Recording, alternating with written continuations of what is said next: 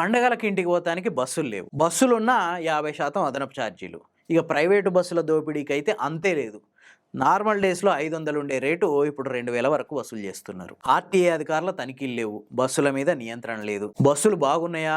కండిషన్‌లో ఉన్నాయా? అని పట్టించుకునేటోడే లేడు. అంటే పండగల రోజుల్లో బస్సులు నాపి తనిఖీ చేసి ప్రయాణికుల్ని ఇబ్బంది పెట్టమని కాదు. పండగకి 2, 3 నెలల ముందు నుంచే ఎందుకు దీని మీద ఆర్‌టీఏ అనేది కసరత్తు చేయదు?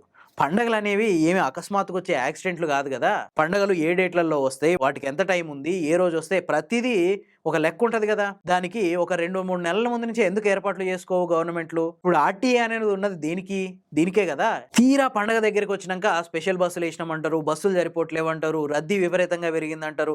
రకరకాల ఆపసోపాలు పడుతుంటారు అధికారులు. ఇక ప్రైవేటు బస్సుల రేట్ల మీదనైతే అసలు నియంత్రణే ఉండదు. అవి సరిగ్గున్నాయా? ఈ కండిషన్‌లో ఉన్నాయా? లేవా? అనే విషయం ఎవడికి తెలీదు. జూన్‌లో స్కూల్ స్టార్ట్ అయితాయి అన్న విషయం ఆర్‌టీఏ అధికారులకు తెలుసు. అందుకనే ఒక 2 నెలల ముందు నుంచే ఆ అన్ని స్కూల్ బస్సులకి ఫిట్‌నెస్ టెస్ట్‌లు చేస్తారు, సర్టిఫికేట్‌లు ఇస్తారు. వాటి మీద కొంత నిఘా ఉంటది.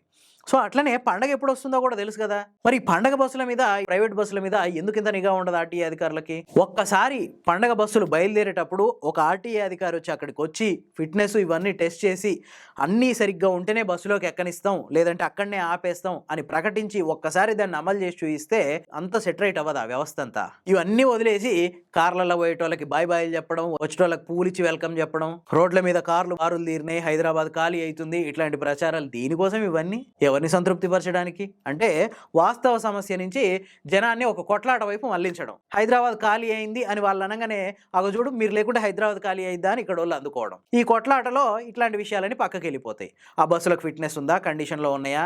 అయి తీసుకుపోయి మమ్మల్ని ఎక్కడన్నా పడేసి సంపుతాయా? సేఫ్‌గా గమ్యానికి తీసుకెళ్తాయా? ఏయి చర్చకు రావు.